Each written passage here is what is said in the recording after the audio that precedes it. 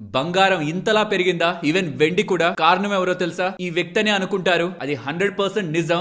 కానీ ఇప్పటి వరకు అమెరికా చైనా మీద ఇండైరెక్ట్ గా వార్ ని ప్రకటించేది ఇప్పుడు డైరెక్ట్ గా యూరోప్ మీద యుద్ధానికి వెళ్తుంది ఇండైరెక్ట్ గా. ఏంట్రా రీజన్ అని చెప్పి చూస్తే అసలు విషయం బయటపడింది.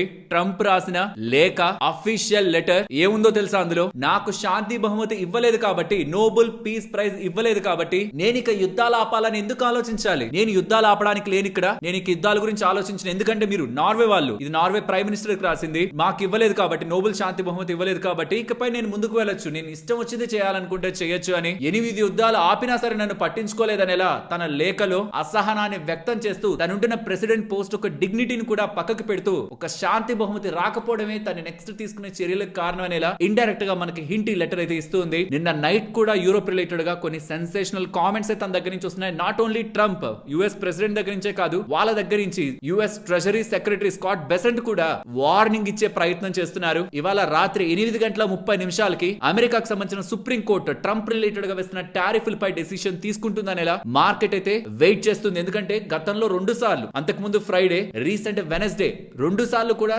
సుప్రీం కోర్టు ఏదో ఒక డెసిషన్ తీసుకుంటుంది అనుకున్నారు, కానీ తీసుకోలేదు. ఈసారి స్పెషల్ ఎందుకంటే యూరోప్ మీద ఇంకొకసారి యుద్ధానికి వెళ్తున్నట్టు, టారిఫ్ యుద్ధానికి వెళ్తున్నట్టు ముందుకు వెళ్తుండడం, ఈసారైనా సుప్రీం కోర్టు యాక్షన్ తీసుకోవాలని ప్రపంచ వ్యాప్తంగా అయితే ఎక్స్పెక్ట్ చేస్తున్నారు. మరి చూడాలి ఈసారి నిరాశ ఉంటుందో లేదో. బట్ దానికంటే ఇంపార్టెంట్ గా రేపు వెనస్డే ఒక సిరీస్ ఆఫ్ ఈవెంట్స్ అయితే జరగబోతున్నాయి. వాటి గురించి డిస్కస్ చేసుకుందాం.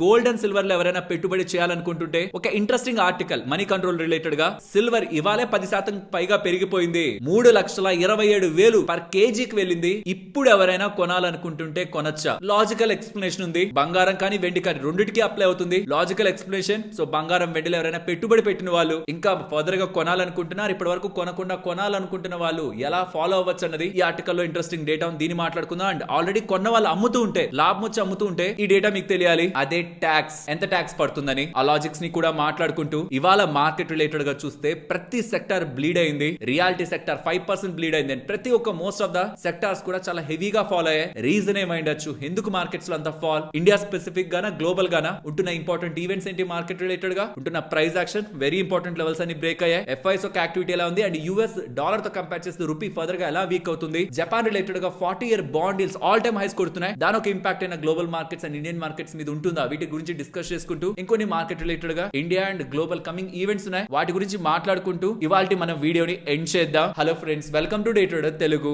Good evening friends. Europe related గా ట్రంప్ చేసిన కామెంట్స్ మాట్లాడుకునే ముందు తన మెంటాలిటీని ఒకసారి అనాలిసిస్ చేసే ప్రయత్నం చేస్తే, ఏ ఒక కంట్రీకి సంబంధించిన లీడర్ కూడా నాకు అది కావాల్సిందే, అది ఇవ్వకపోవడం వల్లే నేను ఇలా చేస్తున్నానని ఇలా స్టేట్మెంట్స్ అయితే ఇప్పటి వరకు చేయలేదు. తను డైరెక్ట్ గా నార్వే ప్రైమ్ మినిస్టర్ కి లేఖను రాస్తూ, మీరు నాకు నోబెల్ ప్రైజ్ ఇవ్వడానికి ఇష్టపడలేదు, 8 యుద్ధాలు ఆపినా నన్ను పట్టించుకోలేదు, ఇకపై నేనెందుకు యుద్ధాలను ఆపాలి? నాటో కోసం, యూరోపియన్ కంట్రీస్ అండ్ యుఎస్ కలిసి ఫామ్ అయిన నాటో కోసం నేను చాలా చేశాను. ఏ యుఎస్ ప్రెసిడెంట్ చేయనంత చేశాను. ఇప్పుడు నాటో నా కోసం ఏదైనా చేయాలి అంటే ఆ గ్రీన్ ల్యాండ్ నాకు ఇప్పించాలి. ఆ గ్రీన్ ల్యాండ్ నాకంటే అమెరికాకి ఇప్పించాలి. ఆ గ్రీన్ ల్యాండ్ లేకపోతే ప్రపంచం అంతా రిస్క్ లోకి వెళ్ళిపోతుంది. ఎందుకంటే దాన్ని చైనా వాళ్ళు ఆక్రమించుకుంటారు, రష్యా వాళ్ళు ఆక్రమించుకుంటారు. సో గ్రీన్ ల్యాండ్ ఎలా అయినా అమెరికా దగ్గర ఉండాలనేలా తను స్టేట్మెంట్ చేశారా? దానికి విలేకరు ఒకరు అడిగారనమాట. అఫీషియల్ గా ఇలా డేటా వచ్చింది, మీరు నార్వేకి సంబంధించిన ప్రైమ్ మినిస్టర్ ఎందుకు అంటున్నారు? పాలిటిక్స్ లోకి ఎందుకు వెళ్తున్నారు? నోబెల్ పీస్ ప్రైజ్ అనేది ఒక కమిటీ ఇస్తుంది, దానికి వాళ్ళకి సంబంధం ఏంటి అంటే తను ఏమన్నారో తెలుసా? ఆ కమిటీని కంట్రోల్ చేసేదే గవర్నమెంట్, కాబట్టి నేను నార్వే రిలేటెడ్ గా అలాంటి స్టేట్మెంట్స్ చేశాననేలా తను డైరెక్ట్ స్టేట్మెంట్స్. ఇన్ఫాక్ట్ ఆ నోబెల్ శాంతి బహుమతి పొందిన కొరీనా గారు ఎంత ప్రెషర్ కు లోన్ అయింటే ఇలా తనకి దొరికిన నోబెల్ పీస్ ప్రైజ్ ని ట్రంప్ కి ఇస్తారు. కానీ ఎంత స్మార్ట్ గా ఫేస్ పెట్టారో కదా, నిజంగానే ఇస్తున్నట్టు, వెనక ప్రెషర్ చేయకుండా తీసుకుంటున్నట్టు. అండ్ ఈవెన్ ట్రంప్ ఎంతకి దిగిపోతున్నారో చూడండి. తన డిగ్నిటీని కోల్పోతున్నాడని చెప్పింది ఊరికే కాదు. ఫ్రాన్స్ ప్రెసిడెంట్ మ్యాక్రాన్ తనకి పర్సనల్ గా మెసేజ్ పెడితే, ప్యారిస్ లో డిన్నర్ ని ప్రపోజ్ చేస్తే, మనం మాట్లాడుకుందాం, ఇష్యూస్ ని సార్ట్ అవుట్ చేసుకుందాం అని ప్రపోజ్ చేస్తే, అది తీసి స్క్రీన్ షాట్ గా తన సోషల్ మీడియా ఖాతాలో పోస్ట్ చేశారు. ఈవెన్ రీసెంట్ టైమ్స్ లో కూడా ప్రైవేట్ గా తనకి పంపించిన డేటాని పబ్లిక్ గా మైక్ లో మాట్లాడుతూ, తన దగ్గర ఏది ప్రైవేట్ ఇంకా లేదు, తనకి ప్రైవేట్ గా పంపించి వేస్ట్, ఏం చేసినా అది పబ్లిక్ అయిపోతుందనేలా డిగ్నిటీ ఆఫ్ పొజిషన్ ని, స్పెషల్లీ తన చైర్ ని తన పర్సనల్ బ్రాండింగ్ కి, తన పర్సనల్ పేరు కోసం వాడుతున్నట్టే కనిపిస్తుంది. ఇప్పుడు మార్కెట్ ఫాల్ రిలేటెడ్ కూడా రియల్ రీజన్ ని మాట్లాడుకోవాలి. నిన్న యూరోపియన్ కంట్రీస్ కి వార్నింగ్ ఇస్తున్నారు. నిన్నటి వీడియోలో చెప్పాను కదా, యుఎస్ వాళ్ళు ఏం స్టేట్మెంట్ చేశారు? గ్రీన్ ల్యాండ్ ని నాకు ఇవ్వకపోతే, అంటే అమెరికాకి ఇవ్వకపోతే February 1st నుంచి 10% టారిఫ్, జూన్ 1 నుంచి 25% టారిఫ్ వేస్తానని దానికి most of the European countries కు సంబంధించిన లీడర్స్ అందరూ రెస్పాండ్ అయ్యారు. ఎవరైనా వేరొకరి మీద యుద్ధం చేస్తారు, సొంత అలయన్స్ మీద వాళ్ళు కలిసి అమెరికా యూరోప్ కంట్రీస్ కలిసి ఫామ్ చేసుకుందే నాటో. అలా మనం సొంతంగా కలిసి చాలా పనులు చేసుకుని ముందుకు వెళ్తూ ఉంటే, డిఫెన్స్ లోనూ కలిసి ఉంటే మా మీద టారిఫ్లు ఎందుకు వేస్తున్నారు, అది గ్రీన్లాండ్ కోసం మా మీద ఎందుకు టారిఫ్లు వేస్తున్నారని వాళ్ళు కానీ ఘాటుగానే రెస్పాండ్ అవుతూ అమెరికా మీద $108 బిలియన్ కు సంబంధించిన రిటాలిటరీ టారిఫ్లు వేద్దాం, మన మీద టారిఫ్ పడితే మనం కూడా తిరిగి వేద్దాం అని కొంతమంది లీడర్స్ మాట్లాడుతుండేసరికి దీనికి ట్రంప్ ఎలా రియాక్ట్ అయ్యారంటే, చూడండి నేను 100% టారిఫ్ వేస్తా. 100% అంటే టారిఫ్ 100% కాదు, ఏదైతే తను చెప్పిన టారిఫ్ ఉందో ఫస్ట్ 10%, ఫిబ్రవరి 1 నుంచి జూన్ 1 నుంచి 25% టారిఫ్ ఉందో అది నేను 100% అమలు చేస్తా, దాన్ని ఆపే ప్రసక్తే లేదు. అది సరే టారిఫ్ వేస్తారు కరెక్టే, మరి గ్రీన్లాండ్ ని బై ఫోర్స్ తో ఏదైనా తీసుకుంటారా అంటే యుఎస్ ఒక మిలిటరీని పంపించి డెన్మార్క్ దగ్గర నుంచి ఆ గ్రీన్లాండ్ ఏమైనా స్వాధీనం చేసుకునే ప్రయత్నం చేస్తారా అంటే దానికి ఎటువంటి కామెంట్స్ చేయలేదు. లిటరల్లీ ఇది యూరోప్ నేషన్స్ తో ఇండైరెక్ట్ గా వార్ కు వెళ్తున్నట్టే. చాలా చాలా ఈక్వేషన్స్ దెబ్బతింటాయి. నిన్నటి వీడియోలో కూడా చెప్పాను, జియో పాలిటిక్స్ అనేవి చాలా సున్నితంగా ఉంటాయి కాబట్టి చాలా నేషన్స్ ఒక మాట పడ్డా తిరిగి రియాక్ట్ అవ్వవు. దాని అర్థం వాళ్ళు మాట్లాడలేక కాదు, కొన్నిసార్లు సైలెంట్ గా ఉంటే ఈవెంట్ పాస్ అయిపోతుంది, కానీ దానికి రెస్పాండ్ అయితే తిరిగి రెస్పాన్స్ ఇచ్చే కంట్రీ మనకంటే స్ట్రాంగ్ కంట్రీ అయితే దెబ్బతినేది ఆ దేశపు ఒక నేషనల్ ఇంట్రెస్ట్. అలా అని సైలెంట్ గా చేతులు కట్టుకొని కూర్చోవడం కూడా కరెక్ట్ కాదు. వరల్డ్ యుఎస్ రిలేటెడ్ గా స్ట్రాంగ్ డిపెండెన్సీలో ఉంది, వాళ్ళు స్ట్రాంగ్ బయర్స్ గా ఉంటుండడం. అండ్ ఎంతసేపటికి ట్రంప్ చెప్తున్న మాట ఏంటి, గ్రీన్లాండ్ నాకు ఇవ్వకపోతే రష్యా వచ్చి ఆక్రమించుకుంటుంది, చైనా వచ్చి ఆక్రమించుకుంటుందని కదా. దీనికి చైనా వాళ్ళు అఫీషియల్ గా స్టేట్మెంట్ చేశారు. చైనాకు సంబంధించిన ఫారెన్ మినిస్ట్రీ క్లియర్ గా చైనా థ్రెట్ ని వాడుకొని మీకు నచ్చినవి చేసుకోకండి, మేమేం గ్రీన్లాండ్ వెళ్ళి తీసుకోవట్లేదు, మా పేరు చెప్పి అదిగో బూచి అని చెప్పి మీ ఇష్టం వచ్చిన పనులు చేసుకొని మా పేరు పెట్టుకోకండి అని ఎలా స్టేట్మెంట్ చేశారు. అండ్ చైనాకు సంబంధించిన ఇంకొక అఫీషియల్, అమెరికా మమ్మల్ని బ్యాన్ చేస్తే లేకపోతే అమెరికా మమ్మల్ని ఏదైనా యాక్షన్ తీసుకుంటే మేమెందుకు భయపడాలి, ప్రపంచం అంటే అమెరికా మాత్రమేనా, ప్రపంచంలో అమెరికా ఉంది, అండ్ అమెరికా కాకపోతే మేము మిగిలిన దేశాలకు అమ్ముకుంటాం అనేలా స్ట్రాంగ్ స్టేట్మెంట్స్ కనిపిస్తున్నాయి. యుఎస్ చైనా మధ్యలో క్లాష్ ఉంది కదా, చాలా టారిఫ్ యుఎస్ వేసింది, చైనా మీద ట్యాక్స్ వేసింది, చైనా మళ్ళీ యుఎస్ మీద ట్యాక్స్ వేసింది, ఇవన్నీ జరిగాయా? అయినా సరే 2025 లో చైనా ఒక జీడిపి 5% దగ్గరగా గ్రో అయింది. And coming to the point, America వాళ్ళు 100% దగ్గరగా తను ఏదైతే టారిఫ్లు చెప్పాడో ఆ టారిఫ్లను అమలు చేస్తానని చెప్పిన తర్వాత యూరోపియన్ కంట్రీస్ ఎక్కడ వాళ్ళ మీద యాక్షన్ తీసుకుంటాయేమో, ఎక్కడ రిటాలిటరీ టారిఫ్లు అంటే అమెరికా వాళ్ళు ఇస్తున్నారు కాబట్టి యూరోప్ వాళ్ళు కూడా ఇక్కడ తిరిగి ట్యాక్స్లు అమెరికా మీద వేస్తారేమో అని. ఇక్కడ మనకి ఫైనాన్స్ మినిస్టర్ అలాగో అక్కడ ట్రెజరీ సెక్రటరీ స్కాట్ బెసెంట్ అలా ఏదైనా టారిఫ్లు పడితే అమెరికా ఒక ఆర్థిక వ్యవస్థ ఇంపాక్ట్ అవుతుందని ఇమీడియట్ గా బయటకు వచ్చి అంత సాహసం చేయొద్దు, ఇది అమెరికా యూరోప్ కంట్రీస్ తో చెప్తున్నట్టు, అంత సాహసం చేయొద్దు అంటే డేర్ చేయొద్దు, గ్రీన్లాండ్ రిలేటెడ్ గా వేసిన టారిఫ్ల్ని యాజ్ ఇట్ ఈస్ గా నడవనివ్వండి, దానికి మీరు రియాక్ట్ అవ్వద్దనేలా యూరోపియన్ కంట్రీస్ కి ఈవెన్ కంపెనీస్ కి చెప్తున్నారు. మరి యూరోప్ ఎలా రెస్పాండ్ అవుతుందో చూడాలి. అండ్ ఏ యూరోపియన్ యూనియన్ మీద ఇప్పుడు ఈ ట్రంప్ యాక్షన్స్ తీసుకుంటున్నాడో ఆ యూరోపియన్ యూనియన్ ఒక ప్రెసిడెంట్ ఉర్సులా గారు ప్రెసెంట్ దావోస్ లో జరుగుతుందా వరల్డ్ ఎకనామిక్ ఫోరం, అది అయిన వెంటనే నేను ఇండియాకే వెళ్తున్నాననేలా, ఎందుకంటే యూరోపియన్ యూనియన్ తో మనకి ట్రేడ్ డీల్ ఉంది, అది ఈ మంత్ ఎండ్ లో ఫైనలైజ్ అవుతుందనేలా మార్కెట్ లో ఎక్స్పెక్టేషన్స్ ఉన్నాయి. ఆఫ్టర్ వరల్డ్ ఎకనామిక్ ఫోరం నేను ఇండియాకి ట్రావెల్ చేసి ఇండియా రిలేటెడ్ గా డిస్కషన్స్ తో ఉంటాననేలా యూరోపియన్ కమిషన్ ఒక ప్రెసిడెంట్ స్టేట్మెంట్స్ చేశారు. And right after Davos,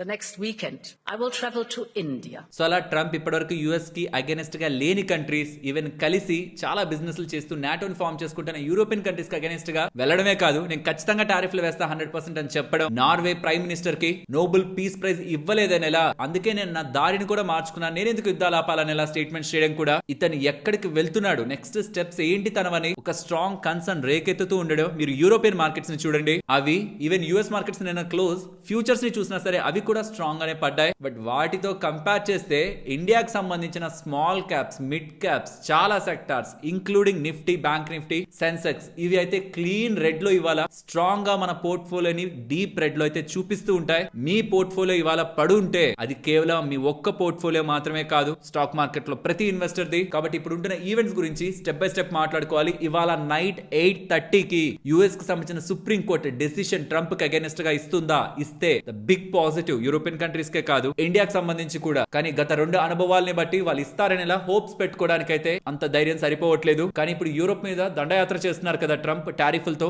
at least ఇక్కడైనా తనను ఆపాలని సుప్రీం కోర్టు భావిస్తే మాత్రం ఇప్పుడే ఇవ్వాలి. ఇప్పుడు కానీ ఇవ్వకపోతే నెక్స్ట్ ఇంకెన్ని మీటింగ్స్ ఉన్నా రియల్లీ అంత హోప్ అయితే సుప్రీం కోర్టు రిలేటెడ్ గా అయితే ఉండదు. నెక్స్ట్ మీరు ఈ ఆర్టికల్స్ ని చూసారా, పవెల్ సుప్రీం కోర్టుకు వెళ్తున్నారు ట్రంప్ కి అగైనెస్ట్ గా. గతంలో ఫెడ్ మెంబర్ లీసా కుక్ తనకి అగైనెస్ట్ గా ట్రంప్ యాక్షన్ తీసుకున్నారు, తనని సమర్థిస్తూ సంఘీభావం తెలపడానికి తనే డైరెక్ట్ గా ఇన్ పర్సన్ గా సుప్రీం కోర్టుకు వెళ్తున్నారు. ఇది అర్థమవుతుందా? వ్యవస్థల్లో పనిచేస్తున్న వ్యక్తులపై ట్రంప్ యాక్షన్ తీసుకోవాలని ప్రయత్నిస్తే ఆ వ్యవస్థకు సంబంధించిన హెడ్ అగైనెస్ట్ గా ట్రంప్ కి అగైనెస్ట్ గా వెళ్లి తనకి సంఘీభావం తెలుపుతూ చెబుతూ తన పక్కన మాట్లాడడానికి సుప్రీంకోర్టుకు వెళ్తూ ఉండడం అండ్ అదే సేమ్ సుప్రీంకోర్టులో ఇవాళ ఈ టారిఫ్ రిలేటెడ్ గా ఉన్న ఇష్యూ పరంగా అప్డేట్ ఉంటుంది. బట్ ఇవి నాకు తెలిసి పెద్ద ఈవెంట్ అవ్వచ్చు అవ్వకపోవచ్చు, కానీ రేపు దావోస్ లో స్విట్జర్లాండ్ లో వరల్డ్ ఎకనామిక్ ఫోరం లో గతంలో లేనంతగా ఇప్పుడు యుఎస్ నుంచి డెలిగేట్స్ అయితే వెళ్లారు. స్టేట్మెంట్స్ ట్రంప్ దగ్గర నుంచి మార్కెట్ చాలా స్ట్రాంగ్ గానే ఎక్స్పెక్ట్ చేస్తుంది. ప్రాబబుల్లీ ఆ భయాలే మార్కెట్ లో ఉండొచ్చు. అదొక స్ట్రాంగ్ వేదిక కదా, ఏదైనా మాట్లాడతారేమో. అండ్ ఈవెన్ యూరోపియన్ కంట్రీస్ అన్ని కూడా గతంలో కంటే ఇప్పుడు కలిసి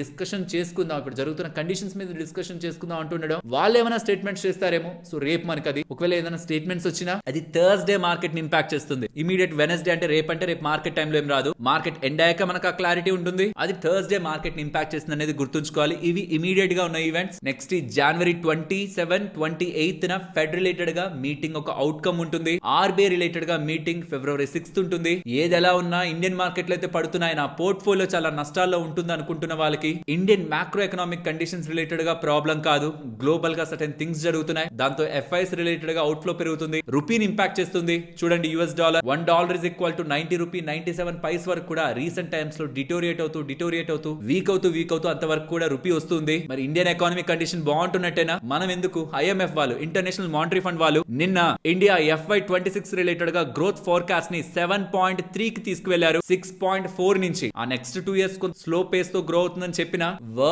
ఎంటైర్ వరల్డ్ ఒక జీడిపిని ఆ ఒక గ్రోత్ మొమెంటమ్ ని ఇండియా లీడ్ చేస్తుందనే కామెంట్స్ కూడా ఐఎంఎఫ్ దగ్గర నుంచి, ఇంటర్నేషనల్ మానిటరీ ఫండ్ దగ్గర నుంచి అయితే ఉన్నాయి. వాళ్ళని మేనేజ్ చేసి అయితే ఇలా చెప్పించుకోలేం కదా.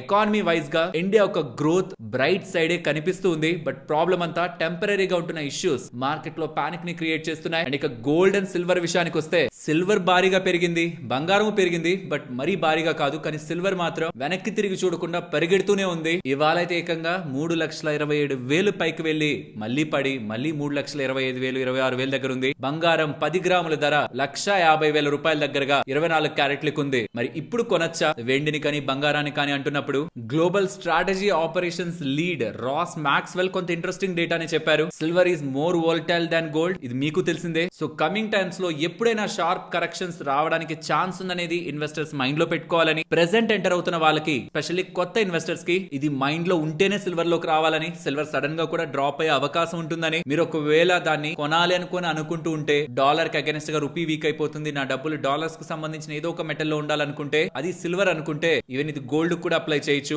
స్లోగా నెల కొంత పెట్టుకుంటూ వెళ్ళండి. ఇది మీరు పెట్టిన తర్వాత వెండి పెరిగినా మీకు లాభమే, మీరు పెట్టాక పడినప్పుడు కూడా మీరు కొంటారు కాబట్టి యావరేజింగ్ అనేది అవుతుంది. అలా కాకుండా మీరు ఒకేసారి లంసం లో పెట్టుకోవాలనుకుంటే మాత్రం హెవీ వోలటాలిటీని మీరు ఫేస్ చేయగలిగితేనే వెళ్ళండి అని చెప్తూ, ఎవరైనా ఆల్రెడీ ఎగ్జిస్టింగ్ పొజిషన్స్ తీసుకొని జస్ట్ వెండి పెరిగితేనే చూద్దాం అనుకున్న వాళ్ళు ఎవరైనా ఉంటే ఇక్కడ లాక్ చేసుకోమని చెప్తాను, లాభాల్ని లాక్ చేసుకోమని చెప్తాను, వేరే అసెట్స్ లోకి మూవ్ అవ్వమని నేను చెప్తాననేలా తన అభిప్రాయాన్ని షేర్ చేస్తున్నారు. లేదు నేను జస్ట్ షార్ట్ టర్మ్ కోసం రాలేదు, ఇండస్ట్రియల్ గా స్ట్రాంగ్ డిమాండ్ ని చూసి వచ్చాను. సిల్వర్ ఒక డిమాండ్ ఇక ఎన్నడూ లేనంతగా ఈవీలో కానీ సోలార్ లో కానీ ఎలక్ట్రానిక్స్ లో కానీ స్ట్రాంగ్ గా ఉపయోగపడుతుంది, స్ట్రాంగ్ గా యూసేజ్ లోకి వెళ్తుంది. కాబట్టి నేను సిల్వర్ ఒక లాంగ్ టర్మ్ స్టోరీని ప్లే చేస్తున్నాను. షార్ట్ టర్మ్ కాదు అనుకుంటున్న వాళ్ళు మాత్రం హోల్డ్ చేసుకోవచ్చు. బట్ వోలటాలిటీని మైండ్ లో పెట్టుకుని వెళ్ళడం కానీ హోల్డ్ చేయడం కానీ చేయాలని తన అభిప్రాయాన్ని షేర్ చేశారు. సిల్వర్ రిలేటెడ్ గా ఆల్రెడీ ఇన్వెస్ట్మెంట్ చేసిన వాళ్ళు కానీ చేయాలనుకుంటున్న వాళ్ళు కానీ మీకు మోస్ట్ ఆఫ్ దాని రిలేటెడ్ గా ఉన్న డేటా తెలుసుకోవాలనుకుంటే వెండి రిలేటెడ్ గా ఈ వీడియో మీకు హెల్ప్ అవుతుంది. బట్ లంసమ్ లో డబ్బులు పెడుతున్న వాళ్ళు, ఈ పాయింట్స్ లో పెడుతున్న వాళ్ళు కంప్లీట్లీ మార్కెట్ కు వదిలేసి, డేటాని కాదు,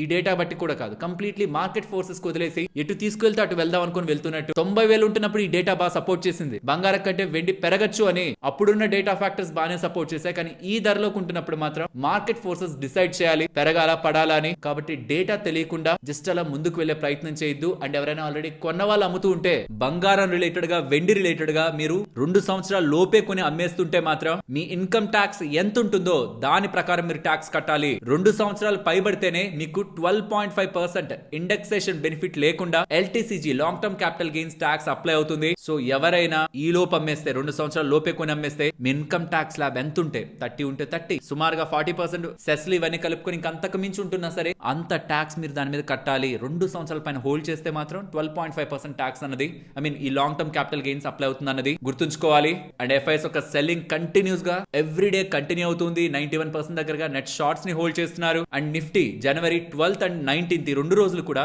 25,000 25,470, 25,490 ఇక్కడికి వెళ్ళి మళ్ళీ పైకి పెరిగింది. ఇవాళ ఆ రెండు లెవెల్స్ ని నేను పట్టించుకోననే విధంగా బ్రేక్ చేస్తూ ఈ రీసెంట్ టైమ్స్ లో వెళ్ళని లోయెస్ట్ లెవెల్ కి నిఫ్టీ అయితే వెళ్ళింది. నిఫ్టీని పక్కన ఉంచండి, స్మాల్ క్యాప్స్ కంప్లీట్లీ రెడ్ గా మారిపోయాయి, మిడ్ క్యాప్స్ కూడా హెవీగా స్లైడ్ అయ్యాయి. ట్రంప్ చేస్తున్న ఈ పనులతో షార్ట్ టర్మ్ లో మార్కెట్ లో పానిక్ ఉంటుందన్న విషయం గుర్తుంచుకోవాలి. కానీ ఇండియా స్ట్రక్చర్ వీక్ అయిందా, బిజినెస్ లు వీక్ అయ్యా, బయట జరుగుతున్న బిజినెస్ లు ఆగిపోయాయంటే వాటిలో ఎలాంటి చేంజ్ లేదు. స్టాక్ ధరలు పడుతున్నాయి బికాస్ ఆఫ్ గ్లోబల్ థింగ్స్. అవి సార్ట్ అవుట్ అయినప్పుడు మళ్ళీ మార్కెట్స్ పెరుగుతాయనేది ఇన్వెస్టర్స్ మైండ్ లో ఉంచుకోవాలి. ఫ్రెండ్స్, ఇలా మార్కెట్ లో ఉంటున్న ఎంటైర్ డేటాని సింప్లిఫై చేస్తూ వీడియో మీ ముందుకు తీసుకురావడానికి మేము ఎఫర్ట్స్ పెట్టామనుకుంటే మన వీడియోని తప్పకుండా లైక్ చేయండి. అండ్ ఈ రీసెంట్ టైమ్స్ లో యుఎస్ ఇండియా రిలేటెడ్ గా tensions and US China related గా టెన్షన్స్ ఈ నేపథ్యంలో ఇండియా చైనా కలిసి ముందుకు వెళ్లాలనేలా ప్రయత్నం చేస్తున్నట్లు మనకు మల్టిపుల్ టైమ్స్ అప్డేట్స్ కనిపించాయా. దాని రిలేటెడ్ గా ఫర్దర్ గా ఇండియా చైనా రిలేటెడ్ గా గతంలో పెట్టిన రిస్ట్రిక్షన్స్ ని ఇన్వెస్ట్మెంట్ పరంగా అండ్ బిజినెస్ పరంగా పెట్టిన రిస్ట్రిక్షన్స్ ని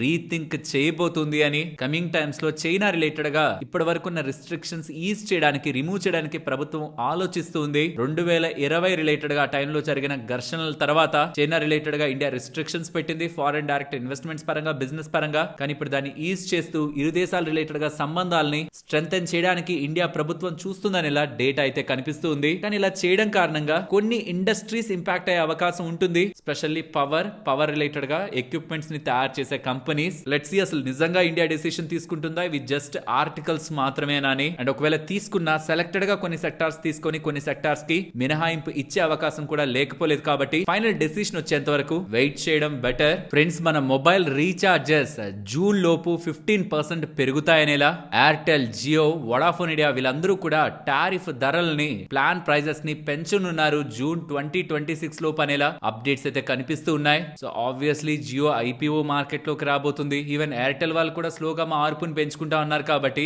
ఖచ్చితంగా కమింగ్ టైమ్స్ లో ప్లాన్ ధరలు అయితే పెరుగుతాయి. కానీ ఆల్టర్నేటివ్ గా బిఎస్ఎన్ఎల్ కూడా ఉంది కాబట్టి వీళ్ళు కొంచెం వెనకడుగేస్తున్నారు. పెంచితే మళ్ళీ బిఎస్ఎన్ఎల్ కి అయినా వెళ్తారా, సబ్స్క్రైబర్స్ తగ్గుతారా అని మరి చూడాలి. బిఎస్ఎన్ఎల్ దగ్గర నుంచి ఏమైనా స్ట్రాంగ్ బిజినెస్ కానీ ఆర్ సర్వీసెస్ కానీ సబ్స్క్రైబర్స్ కి వెళ్తూ ఉంటే ఫర్దర్ గా కూడా షిఫ్టింగ్ మొమెంటం బిఎస్ఎన్ఎల్ సైడ్ ఉండే అవకాశం ఉంది. కానీ దానికి ఇంకా స్ట్రాంగ్ గవర్నమెంట్ సపోర్ట్ అయితే కావాలి. అట్లీస్ట్ వడాఫోన్ ఐడియా రిలేటెడ్ గా ఉంటున్న డిస్కషన్ అయినా బిఎస్ఎన్ఎల్ రిలేటెడ్ గా జరగాలి. నాలుగో స్ట్రాంగ్ నెట్వర్క్ ఆఫ్ బిఎస్ఎన్ఎల్ నిలబడిందంటే టెలికాం స్పేస్ లో మోనోపోలీ కల్చర్ అనేది తగ్గుతుంది. పెళ్లైన వాళ్ళకి ఈ బడ్జెట్ 2026 లో ఒక శుభవార్త రాబోతుందని అప్డేట్స్ కనిపిస్తున్నాయి. జాయింట్ టాక్సేషన్ అంటే ఒక ఇంట్లో మేల్ ఎక్కువగా సంపాదిస్తున్నాడు అనుకుందాం, ఫిమేల్ తక్కువగా సంపాదిస్తున్నారు అనుకుందాం, సంపాదించట్లేదు అనుకుందాం, లేదా మేల్ సంపాదించడం తక్కువ ఫిమేల్ ఎక్కువ సంపాదిస్తున్నా ఇండివిజువల్ గా వాళ్ళు ఫైల్ చేసుకుంటే ఎక్కువ సంపాదిస్తున్న వ్యక్తికి అధికంగా ట్యాక్స్ పడుతుంది. తక్కువ ఎక్కువగా ఇన్కమ్ లేని వ్యక్తి, అసలు ఇన్కమే లేని వ్యక్తికి ట్యాక్స్ బెనిఫిట్స్ కూడా తీసుకోవడానికి ఉండదు. బికాస్ వాళ్ళకి ఇన్కమ్ లేకపోవడం, వాళ్ళ తక్కువ శాలరీ కారణంగా అంత పెద్ద అడ్వాంటేజ్ నేమ్ వాళ్ళు పొందలేరు వాళ్ళ శాలరీతో. అలా కాకుండా వీళ్ళిద్దరిని కలిపి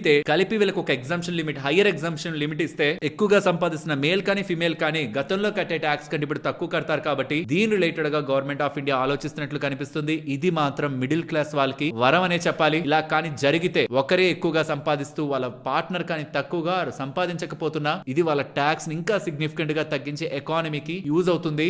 గుడ్ రిలీఫ్ మెజర్ నిజంగా తీసుకుంటే ఇది బడ్జెట్ ఫిబ్రవరి 2026 ఫిబ్రవరి 1st అనౌన్స్ చేస్తారా కేంద్రం వాళ్ళు లేదనే చూడాలి. అండ్ దీనిపై మీ అభిప్రాయాల్ని కామెంట్ సెక్షన్ లో చెప్పండి. నేనైతే తీసుకురావడం మంచిది అనుకుంటున్నాను. ఫ్రెండ్స్, ఇప్పుడు షేర్ చేసిన డేటా మీకు వాల్యుబుల్ గానే అనిపించిందా? మీకు అలా అనిపిస్తే మన వీడియోని తప్పకుండా లైక్ చేయండి. నెక్స్ట్ హిందుస్థాన్ జింక్ గురించి మాట్లాడుకోవాలి. రీసెంట్ గా నెంబర్స్ పోస్ట్ చేశారు. నెంబర్స్ పోస్ట్ చేసిన తర్వాత జెఫ్రీస్ వాళ్ళు ఈ ఒక స్టాక్ 750 వరకు వెళ్తుంది. రీసెంట్ టైమ్స్ లో సిల్వర్ ధరలు బాగా పెరిగాయి కాబట్టి నేను నిన్న కూడా చెప్పాను, సిల్వర్ పెరిగితే ఇమీడియట్ గా వీళ్ళ నెంబర్స్ లో అది వచ్చి పడదు. ఫార్వర్డ్ సెల్లింగ్ చేస్తుంటారు కాబట్టి నెక్స్ట్ 2 సంవత్సరాల వరకు కూడా ఇంపాక్ట్ వీళ్ళకి స్లోగా కనిపిస్తూ వస్తుంది. దీని రిలేటెడ్ గానే జెఫ్రీస్ వాళ్ళు స్టేట్మెంట్స్ చేశారు అండ్ స్టాక్ పెరిగింది. వీళ్ళు స్టేట్మెంట్స్ చేశారనే కాదు, సిల్వర్ ధర కూడా పెరుగుతూ ఉండడం హిందుస్థాన్ జింక్ పెరగడానికి కారణం. డిక్సాన్ టెక్నాలజీస్ గురించి మాట్లాడుకోవాలి. రీసెంట్ టైమ్స్ లో చాలా మంది మన వాళ్ళు డిక్సాన్ టెక్నాలజీస్ గురించి, కేన్స్ గురించి కామెంట్ సెక్షన్ లో పెడుతున్నారు. ఏదైనా సాలిడ్ అప్డేట్ ఉంటే షేర్ చేద్దాం అనుకుంటున్నాను. బట్ ఎనీవే, ఇన్వెస్ట్సెక్ వాళ్ళు ఉన్నారు కదా, వాళ్ళు డిక్సాన్ టెక్నాలజీని 15,000 పర్ షేర్ కి వాళ్ళ టార్గెట్ ప్రైస్ ని కట్ చేశారు. ఇప్పుడున్న ధర నుంచి కూడా కొనొచ్చు, కానీ 19,000 కాదు, వీళ్ళ టార్గెట్ 15,000 అని చెప్తున్నారు. దీనికి వీళ్ళు చెప్తున్న రీజన్, చైనాకి సంబంధించిన mobile manufacturers like Vivo and HKC వాళ్ళతో జాయింట్ వెంచర్స్ ని ఫార్మ్ చేసుకోవడానికి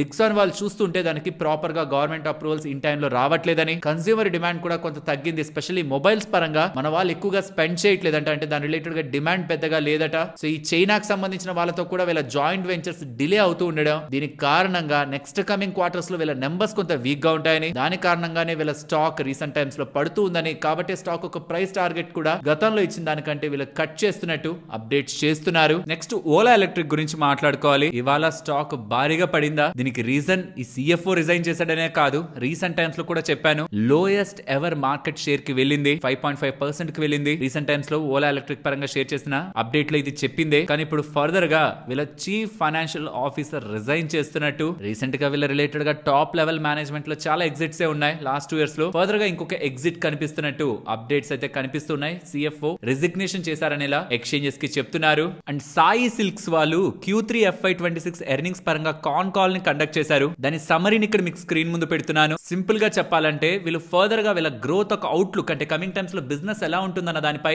వీక్ అవుట్లుక్ ని అయితే ఇస్తున్నారు. అంటే గతంలో 18 to 20% దగ్గరగా గ్రోత్ ఉంటుందని చెప్పిన వీళ్ళు ఇప్పుడు దాన్ని కన్సర్వేటివ్ గా 15% కి తీసుకొస్తున్నారు. ప్రాఫిటబిలిటీ జంప్ అనుకుంటున్నారు, కానీ ఓవరాల్ బిజినెస్ పరంగా మాత్రం గైడెన్స్ తగ్గింది. ప్రాబబ్లీ దానికే స్టాక్ లో కూడా ఇవాళ మనం ప్రెషర్ ని చూసాం, ఓవరాల్ మార్కెట్ ఒక సెంటిమెంట్ తో పాటు. అండ్ ఈవెన్ వీళ్ళ నెంబర్స్ కూడా మార్కెట్ ఎక్స్పెక్టేషన్స్ కంటే బిలో ఉన్నాయి. నెక్స్ట్ వారే ఎనర్జీస్ వాళ్ళకి 2 సిగ్నిఫికెంట్ ఆర్డర్స్ లభించాయని January 19th నిన్న మార్కెట్ క్లోజ్ అయ్యాక అప్డేట్ చేస్తున్నారు. 210 megawatt DCR solar module order and 2000 megawatt solar module order US related గా లభించాయని అప్డేట్ చేస్తున్నారు. నెక్స్ట్ ఒక interesting update Apollo micro systems దగ్గర నుంచి కనిపిస్తుంది. వీళ్ళు హైదరాబాద్ లో 300 crore పెట్టి ఒక న్యూ మ్యానుఫాక్చరింగ్ ఫెసిలిటీని ఎస్టాబ్లిష్ చేయబోతున్నారు. Electronics and electro mechanical manufacturing facility. ఇందులో Grad rockets, anti submarine warfare rockets, anti tank mines, artillery munitions ని ఇందులో తయారు చేస్తారనేలా అప్డేట్ చేస్తున్నారు. నెక్స్ట్ BLS ఇంటర్నేషనల్ రిలేటెడ్ గా సోర్సెస్ నుంచి అంటూ కొన్ని డేటా పాయింట్స్ ఇవాళ మార్కెట్ లోకి అయితే వచ్చాయి. వీళ్ళకి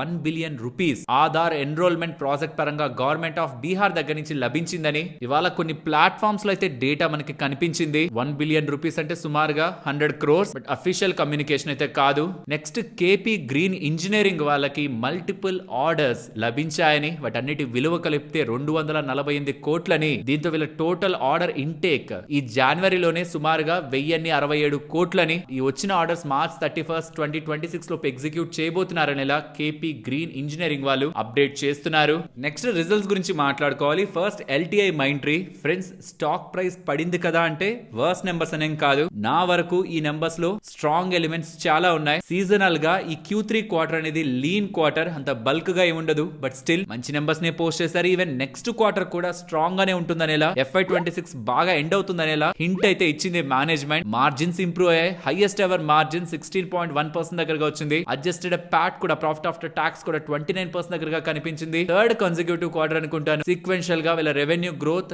2% అబోవ్ కనిపించడం, 3.7% దగ్గరగా క్వార్టర్ ఆన్ క్వార్టర్ లో గ్రోత్ ఉంది. ఎస్, కాన్స్టెంట్ కరెన్సీ టర్మ్స్ లో గ్రోత్ కొంచెం స్లో డౌన్ అయినా 0.6% దగ్గరగా డ్రాప్ అయినా రెస్ట్ ఆఫ్ ద మెట్రిక్స్ లో బానే కనిపిస్తున్నాయి నెంబర్స్. అండ్ ఆర్డర్ ఇన్ఫ్లోస్ కూడా $1.7 billion దగ్గరగా క్వార్టర్ ఆన్ క్వార్టర్ లో 6.4% దగ్గరగా గ్రో అవుతూ గుడ్ డేటా అనే మనకి LTI మైంట్రీ దగ్గర నుంచి కనిపిస్తూ ఉంది. ITC హోటల్స్ నెంబర్స్ ని పోస్ట్ చేశారు. ఇంట్రెస్టింగ్ గా ఉన్నాయి. ఇయర్ లో మార్జిన్స్ లాస్ట్ టైం 30 ఉంటే ఈసారి 38 అయింది. రెవెన్యూ 47% పెరిగింది. నెట్ ప్రాఫిట్ మార్జిన్ ఎక్స్పాండ్ అయింది అన్నాను కదా, 47% రెవెన్యూ పెరిగితే 77% నెట్ ప్రాఫిట్ పెరిగింది. Overall good set of numbers. Exceptional item 84 crore దగ్గరగా లాస్ ఉంటుంది. వన్ టైం కాబట్టి దాన్ని కన్సిడరేషన్ లోకి తీసుకోవాల్సిన నీడ్ లేదు. ఓవరాల్ మార్కెట్ ఎక్స్పెక్టేషన్స్ కంటే నెంబర్స్ బానే ఉన్నాయి. నెక్స్ట్ సెనరస్ ఫార్మా వాళ్ళ నెంబర్స్ ని పోస్ట్ చేశారు. మంచి నెంబర్స్ వచ్చాయి. స్టాక్ ఏం పెద్దగా రియాక్ట్ అవ్వలేదు, బట్ నెంబర్స్ బాగున్నాయి. రెవెన్యూ 69% ఇంప్రూవ్ అయింది ఇయర్ ఆన్ ఇయర్. మార్జిన్స్ కూడా లాస్ట్ ఇయర్ 25% ఉంటే ఇప్పుడు 31% ఉంటూ ప్రాఫిట్ దీని కారణంగా 88% జంప్ అయింది. ఓవరాల్ నెంబర్స్ బాగున్నాయి. Next AU small finance bank numbers వచ్చాయి. నెంబర్స్ బానే ఉన్నాయి. Healthy set of numbers. Net profit 26% improve అయింది. నెట్ ఇంట్రెస్ట్ ఇన్కమ్ 16% ఇంప్రూవ్ అవుతూ గ్రాస్ అలాగే net non performing assets last time తో కంపేర్ చేస్తే ఇంప్రూవ్ అవుతున్నాయి. టోటల్ డిపాజిట్స్ ఇంప్రూవ్ అవుతున్నాయి. Quarter on quarter and year on year లో కాసా ఇంప్రూవ్ అయింది. Loan portfolio improve అవుతూ ప్రావిజన్స్ డిక్రీజ్ అవుతూ ROE ఇంప్రూవ్ అయింది 14.3% కి. Overall good set of numbers. Whereas Newgen software numbers మాత్రం డిఫరెంట్ ఉన్నాయి. రెవెన్యూ ఫ్లాట్ ఉంది, ఇన్ఫాక్ట్ కొంత పడింది. మార్జిన్ కంటిన్యూస్ గా డిక్లైన్ అవుతూ వచ్చింది రీసెంట్ టైమ్స్ లో. అండ్ ఈవెన్ నెట్ ప్రాఫిట్ కూడా 23% దగ్గరగా క్వార్టర్ ఆన్ క్వార్టర్ బేసిస్ లో డిక్లైన్ అయింది. అండ్ వీళ్ళకి ఒక ఎక్సెప్షనల్ లాస్ ఐటమ్ కూడా ఉంది 35 crores కి సంబంధించి. బట్ మార్జిన్స్ వైజ్ గతంలో లా కాకుండా మరి ఈసారి మార్జిన్స్ ఏం కంప్లీట్ డిక్లైన్ అవ్వలేదు. అండ్ వీళ్ళ లాస్ కి బాటమ్ లైన్ లో లాస్ ఉందా హెవీగా, దానికి కారణం one time loss item and also one time labour code impact కూడా. సరే మరి నేను ఉండనా, మరొక ఇంట్రెస్టింగ్ వీడియోతో మళ్ళీ మీ ముందుకు వస్తాను. అంతవరకు టేక్ కేర్. జై హింద్.